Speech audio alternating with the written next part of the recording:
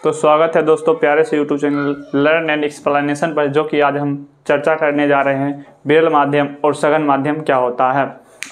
Physics के दूसरा chapter का ये 2 पॉइंट है। तो आज समझेंगे, ये 2 मार्क्स में पूछा जाता है। कितने मार्क्स में? 2 मार्क्स में कोई ना कोई एक क्वेश्चन पूछ देता है हर साल, कभी ना कभी पूछ देता है। तो समझेंगे सघन माध्यम और विरल माध्यम क्या होता है। सघन माध्यम उस माध्यम को कहते हैं जिस माध्यम में प्रकाश चाल कम होती है। जैसे कि अगर 2 माध्यम होगा तो 2 माध्यम में एक माध्यम प्रकाश की चाल अधिक होगी और एक माध्यम में प्रकाश चाल कम होगी। तो जिस माध्यम में प्रकाश चाल अधिक होगी उस माध्यम को विरल माध्यम कहते हैं, और जिस माध्यम में प्रकाश चाल कम होते हैं उस माध्यम को क्या कहते हैं? सघन माध्यम कहते हैं। तो परिभाषा के तौर पर समझेंगे, और ये 2 नंबर में पूछा जाता है, इंपॉर्टेंट इसको मान सकते हैं पूरा हम। तो यहाँ समझिएगा दोस्तों, विरल माध्यम किसे कहते हैं? पूछेगा विरल माध्यम किसे कहते हैं, तो आप बताइएगा जिस माध्यम में प्रकाश की चाल अपेक्षाकृत अधिक होती है उसे विरल माध्यम कहते हैं। उसे क्या कहते हैं? विरल माध्यम कहते हैं। जैसे कि समझिएगा, यहाँ पे एग्जाम्पल के तौर पर समझिएगा, जैसे कि पानी की अपेक्षा वायु में प्रकाश चाल अधिक होती है। क्या होती है दोस्तों? वायु में प्रकाश चाल अधिक होती है, इसलिए वायु को विरल माध्यम कहते हैं। इसलिए वायु को विरल माध्यम कहते हैं। तो आप यहाँ पर देख सकते हैं, वायु विरल माध्यम हो गया और पानी सघन। यहाँ पर समझिएगा तो पता चल जाएगा। जैसे आप सघन माध्यम परिभाषा देखिएगा, यहाँ पे दोस्तों सघन माध्यम की परिभाषा क्या होती है? जिस माध्यम में, यहाँ देखिएगा दोस्तों, जिस माध्यम में प्रकाश की चाल अपेक्षाकृत कम होती है तो उसे उस माध्यम को क्या कहते हैं? उसे उस माध्यम को सघन माध्यम कहते हैं। जैसे वायु की अपेक्षा, किसकी अपेक्षा? वायु की अपेक्षा पानी में प्रकाश की चाल कम होती है। क्या होती है? कम होती है। तो इसलिए पानी को सघन माध्यम कहते हैं। इसलिए पानी सघन माध्यम हो जाता है यहाँ पे। जैसे कि यहाँ पे समझिएगा दोस्तों, चित्र के माध्यम से, जैसे कि यहाँ पे वायु एक माध्यम है और कांच की एक सिल्ली है, तो समझिएगा यहाँ पे वायु एक माध्यम है तो यहाँ एक विरल माध्यम हो जाएगा। और कांच, जब वायु से कांच में प्रकाश आपतित कराते हैं तो कांच क्या हो जाता है? कांच सघन माध्यम हो जाता है और वायु विरल माध्यम हो जाता है। कांच क्या हो जाता है दोस्तों? सघन माध्यम हो जाता है। सघन माध्यम हो जाता है और वायु क्या होता है? विरल माध्यम। जैसे कि दोस्तों समझिएगा, यहाँ पे 2 माध्यम होगा, कभी प्रकाश का अपवर्तन होगा तो 2 माध्यम रहेगी। जैसे कि एक माध्यम होगा विरल माध्यम, एक माध्यम होगा सघन माध्यम। जैसे वायु और कांच लीजिएगा तो वायु विरल माध्यम हो जाएगा और कांच सघन माध्यम हो जाएगा। और पानी और वायु लीजिएगा तो वायु विरल माध्यम हो जाएगा और पानी सघन माध्यम हो जाएगा। तो आप समझ सकते होंगे कि इस 2 नंबर आपको कंप्लीट हो गया। तो दोस्तों एक क्वेश्चन है कि कब प्रकाश की किरणें सघन माध्यम से विरल माध्यम में प्रवेश करती है तब अभिलंब से किरण अपवर्तित किरण दूर भागती है या पास आती है, उसके बारे में जानकारी थोड़ा प्राप्त करेंगे। जैसे कि विरल माध्यम से प्रकाश किरणें सघन माध्यम में आती है तो क्या होता है? प्रकाश अपवर्तित किरण और विरल माध्यम से सघन माध्यम जाती है, तब क्या होता है देखेंगे। यहाँ वीडियो के लेक्चर के माध्यम से देखिएगा क्वेश्चन क्या है। क्वेश्चन पहले देखेंगे इधर से। प्रकाश की किरणें अपवर्तन की स्थिति में, किसकी स्थिति में? अपवर्तन की स्थिति में कब अभिलंब की ओर झुकती है और कब अभिलंब से दूर भागती है। क्या होती है? दूर भागती है। इसके बारे में थोड़ा जानेंगे। ये क्वेश्चन है, ये 2 नंबर में कभी पूछा जा सकता है। 2 नंबर में कभी पूछा जा सकता है। बहुत इंपॉर्टेंट है, 2 नंबर के लिए बहुत इंपॉर्टेंट है, पूछ सकता है कभी भी। आप जानकारी इसकी प्राप्त रखिएगा। जैसे कि देखिए यहाँ से, जब प्रकाश की किरणें क्या होती है, इधर देखिएगा दोस्तों, जब प्रकाश की किरणें अपवर्तन 2 स्थिति में होती है। कितनी स्थिति में होती है? 2 स्थिति में होती है। याद रखिएगा, पूछेंगे कि प्रकाश की किरणें का अपवर्तन कितनी स्थिति में होती है? 2 स्थिति में होती है। कितनी स्थिति में होती है? 2 स्थिति में होती है। पहला स्थिति क्या है ये देखिएगा, जब प्रकाश की किरणें क्या होती है? जब प्रकाश की किरणें विरल माध्यम से सघन माध्यम में प्रवेश करती है। किस माध्यम में? सघन माध्यम में प्रवेश करती है, तब अभिलंब की ओर झुकती है। क्या होती है दोस्तों? अभिलंब की ओर झुकती है। क्या होती है? अभिलंब की ओर झुकती है। जैसे कि चित्र के माध्यम से समझिएगा दोस्तों, यहाँ पे चित्र के माध्यम से समझिएगा, ये वायु माध्यम है, किस माध्यम है, वायु माध्यम। वायु माध्यम किस माध्यम है, विरल माध्यम है, और कौन क्या है, एक सघन माध्यम है। क्या दोस्तों, सघन माध्यम है।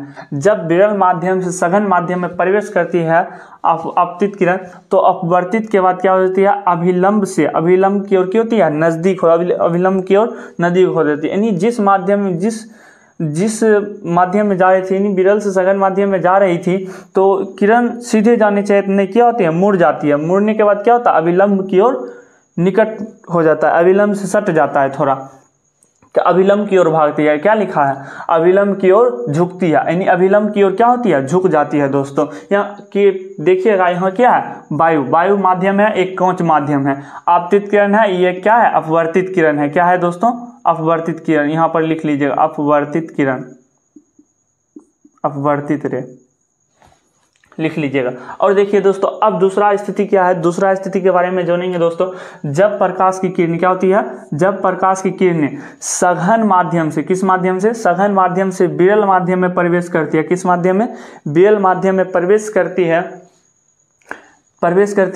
तब अभिलंब से दूर भागती है। क्या होती है दोस्तों, दूर भागती है। क्या होती है, दूर भागती है, अभिलंब से दूर भागती है। तो इस स्थिति में देखिएगा दोस्तों, यहाँ पर क्या होता है, चित्र के माध्यम से समझेंगे। इधर जब प्रकाश किरणें कांच से क्या करते हैं, वायु में प्रवेश कराते हैं, कांच से वायु में प्रवेश कराते हैं, यानी कांच से क्या कर रहे हैं, कांच से वायु में प्रवेश करा रहे हैं, तब प्रकाश किरणें क्या होती है, अभिलंब से दूर भागती है। क्या हो रही है, अभिलंब से दूर भाग रही है। ये क्या हो रही है, अभिलंब से दूर भाग रही है। यानी जिस आपतित किरण आ रही थी उस माध्यम में नहीं जाकर, यानी सीधे आने के माध्यम में नहीं जाके क्या हो रही है, थोड़ा टेढ़ी हो रही है, मतलब कि अभिलंब से थोड़ा दूर भाग रही है। देख लीजिए, अपवर्तित किरण क्या हो रही है, थोड़ा दूर भाग रही है, और आपतित किरण अभिलंब से थोड़ा सटा हुआ है, और लेकिन इधर क्या हो रहा है, अभिलंब से थोड़ा दूर भाग रहा है। तो इधर देखिएगा दोस्तों, जब 2 नंबर में पूछेगा, कभी भी पूछ सकता है, दोनों लिखना होगा स्थिति। जब पूछेगा क्वेश्चन, प्रकाश किरणें अपवर्तन की स्थिति में कब अभिलंब की ओर झुकती है और कब अभिलंब से दूर भागती है। तो इस वीडियो में थोड़ा आप समझ पाए होंगे कि अभिलंब कब सघन माध्यम से विरल माध्यम आते हैं, कब अभिलंब की ओर झुकती है और कब अभिलंब से दूर भागती है। तो अब समझेंगे प्रकाश के अपवर्तन के कितने नियम होते हैं। प्रकाश के अपवर्तन के कितने नियम होते हैं। जिस तरह हम लोग प्रकाश के अपतन को प्रकाश का परावर्तन में समझते हैं, उसी प्रकार प्रकाश के अपवर्तन में समझेंगे। प्रकाश के अपवर्तन के 2 नियम होते हैं। जिस तरह प्रकाश के परावर्तन के कितने नियम होते हैं, 2 नियम होते हैं, उसी तरह प्रकाश के अपवर्तन के कितने नियम होते हैं, 2 नियम होते हैं। तो समझेंगे प्रकाश के अपवर्तन कोण के बारे में, अपवर्तन का नियम के बारे में। प्रकाश के अपवर्तन के कितने नियम हैं, 2 नियम हैं। कितने नियम हैं, 2 नियम हैं, जो कि 2 नंबर में पूछा भी जाता है। हर साल कितने नियम में कितने नंबर में पूछा जाता है, 2 साल नहीं पूछा जाता है। फर्स्ट सिटिंग या सेकेंड सिटिंग में पूछ देता है। तो समझेंगे प्रकाश के अपवर्तन का कितने नियम होते हैं। प्रकाश के अपवर्तन के 2 नियम होते हैं। जिस तरह प्रकाश के परावर्तन में 2 नियम होते हैं, उसी तरह प्रकाश के अपवर्तन में 2 नियम होते हैं। तो समझेंगे प्रकाश का अपवर्तन के कितने नियम होते हैं, 2 नियम होते हैं। पूछेगा, पर 1 नंबर में पूछ सकता है प्रकाश के अपवर्तन के कितने नियम होते हैं, 2 नियम होते हैं। तो अब समझेंगे पहला नियम क्या है, आपतित किरण अपवर्तित किरण तथा आपतन बिंदु पर डाला गया लंब, आपतन बिंदु पर डाला गया लंब तीनों एक ही तल में स्थित होते हैं। तीनों क्या होते हैं, एक ही तल में स्थित होते हैं। जैसे कि समझेंगे, तीनों एक ही तल में स्थित होते हैं। चित्र के माध्यम से जैसे समझना चाहेंगे तो यहाँ पर समझ सकते हैं। आपतित किरण यानी आपतित किरण और अपवर्तित किरण, क्या अपवर्तित किरण और आपतन बिंदु पर डाला गया लंब, आपतन बिंदु पर डाला गया लंब तीनों एक ही तल में स्थित होते हैं। क्या होते हैं, तीनों दोस्तों एक ही तल में स्थित होते हैं। तो देखिएगा, ये मिल गया पॉइंट कि नहीं, यानी आपतित किरण, अपवर्तित किरण, आपतित किरण ये हुआ और अपवर्तित किरण ये हुआ, और आपतन बिंदु पर डाला गया लंब तथा आपतन बिंदु पर डाला गया लंब, यानी आपतन बिंदु पर जो डाला गया लंब है, ये जो डाला गया लंब है, इसे क्या, आपतन बिंदु पर डाला गया अभिलंब, तीनों एक ही तल में स्थित होते हैं। क्या होते हैं दोस्तों, तीनों एक ही तल में स्थित होते हैं। तो पहला नियम खत्म हो गया। अब दूसरा नियम समझेंगे। अब कहता है किन्हीं दो माध्यमों के लिए, किन्हीं दो माध्यमों के लिए क्या, वायु और कांच, जैसे वायु हो गया यहाँ और यहाँ पर क्या हो गया, कांच हो गया। तो किन्हीं दो माध्यमों के लिए आपतन कोण की ज्या तथा अपवर्तन कोण की ज्या का अनुपात एक नियतांक होता है। क्या होता है, एक नियतांक होता है। अर्थात इसे हम ऐसे भी लिख सकते हैं, इसको ब्रैकेट में बंद कर लीजिएगा, अच्छा लगेगा देखने में। अर्थात इसे इसको भी ऐसे लिख सकते हैं, साइन आई बटे साइन आर बराबर म्यू। म्यू का मतलब होता है एक नियतांक, जैसे इसे अपवर्तनांक भी कह सकते हैं, जहां साइन आई का मतलब क्या होता है, आपतन कोण, और साइन आर का मतलब होता है अपवर्तन कोण, और म्यू का मतलब होता है एक नियतांक या अपवर्तनांक भी कह सकते हैं। तो समझिएगा किन्हीं दो माध्यमों के लिए कह रहा है, यानी कि जो वायु रहेगा और कांच, वायु रहे कांच रहे, और वायु पौनी भी रह सकता है, पौनी वायु भी रख सकता है, मतलब कोई भी माध्यम, दो माध्यम, कोई भी दो माध्यम होना चाहिए। तो देखिएगा दोस्तों, यानी कहने का मतलब क्या है, किन्हीं दो माध्यमों के लिए आपतन कोण की ज्या, आपतन कोण की ज्या कितना है, साइन आई, कितना है, साइन आई, कितना है, साइन आई, और अपवर्तन कोण की ज्या का कोण कितना है, साइन आर। एकर दोनों का अनुपात कितने होना चाहिए, एक होना चाहिए। कितना होना चाहिए, एक होना चाहिए।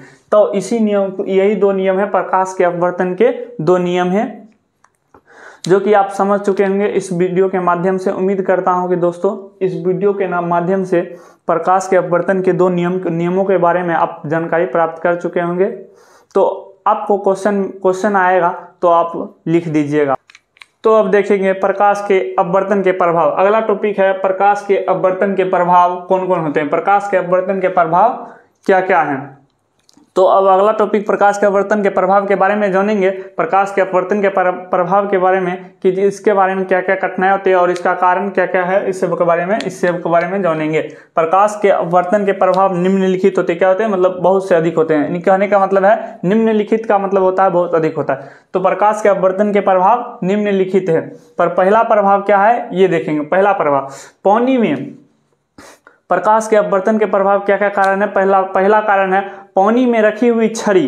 पहला कारण प्रकाश के परावर्तन का, पानी में रखी हुई छड़ी का तिरछी और या छोटा प्रतीत होना। यानी कहने का मतलब है पानी में जो रखी हुई छड़ी होती है, कभी आप जाइएगा नदी के किनारे तो देखते होंगे कि जो पानी में छड़ी आप फेंक कर देखिएगा तो पानी में रखी हुई छड़ी का छोटा प्रतीत या उसका क्या होगा, टेढ़ा मेढ़ा प्रतीत होना, टेढ़ा मेढ़ा या छोटा प्रतीत होना दोनों मालूम पड़ेगा उसमें। देखिएगा पानी में रखी हुई छड़ी क्या होती है, पानी में रखी हुई छड़ी टूटा या मुड़ा हुआ प्रतीत होना। मुड़ा हुआ का मतलब है टेढ़ा मेढ़ा प्रतीत होना। और दूसरा प्रभाव क्या है, पानी में यानी पानी से भरी बाल्टीन में लोटा डुबाने पर क्या होता है, पानी से भरी बाल्टीन में जब लोटा आप डुबाए होंगे तो देखे होंगे कि पानी से भरी बाल्टीन में जब लोटा डुबाते हैं तो लोटा का छोटा आकार प्रतीत होना और उसका चिपटा आकार प्रतीत होना। यानी कि कहने का मतलब है कि जो वह अपने सतह से भी ऊपर दिखाई देगा और छोटा उसका आकार भी होगा, और क्या होगा, यानी अपने आकार से छोटा भी होगा और वह चिपटा भी होगा। यानी पानी से भरी बाल्टीन में लोटा डुबाने पर क्या, लोटा डुबाने पर लोटा का आकार क्या होता है, लोटा का आकार छोटा एवं चिपटा प्रतीत होना। क्या होता है, छोटा एवं चिपटा प्रतीत होगा। जब आप लोटा डुबाइएगा बाल्टीन में तो देखिएगा कि लोटा का आकार छोटा और चिपटा प्रतीत होगा, यानी कि प्रतीत का मतलब क्या है, दिखना। और देखिएगा इधर अब तीसरा प्रभाव क्या है, पानी से भरी बाल्टीन में जब सिक्का को रखिएगा तो सिक्का का ऊपर प्रतीत होना, यानी अपने सतह से ऊपर प्रतीत होना। यानी कि जहां पर वो सिक्का रहता है वहां प्रतीत नहीं दिखाया, वहां नहीं देगा, लेकिन उसके सतह से थोड़ा ऊपर दिखाई देगा। जैसे पानी से भरी बाल्टीन में सिक्का रखने पर क्या होता है, सिक्का का अपने सतह से ऊपर प्रतीत होना या दिखाई देना या प्रतीत होना, यानी अपने सतह से थोड़ा ऊपर दिखाई देता है।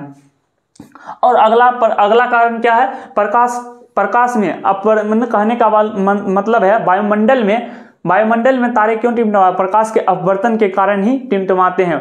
तारे का टिमटिमाना ये देख लीजिए, यहाँ पर क्या लिखा है, वायुमंडल में अपवर्तन के कारण ही तारे टिमटिमाते हैं। क्या होते हैं, वायुमंडल में अपवर्तन के कारण ही, यानी प्रकाश के अपवर्तन के कारण क्या होते हैं, तारे टिमटिमाते हैं। ये हो गया आपका चौथा पॉइंट। और पांचवा पॉइंट देखिएगा क्या है, प्रकाश के अपवर्तन के कारण ही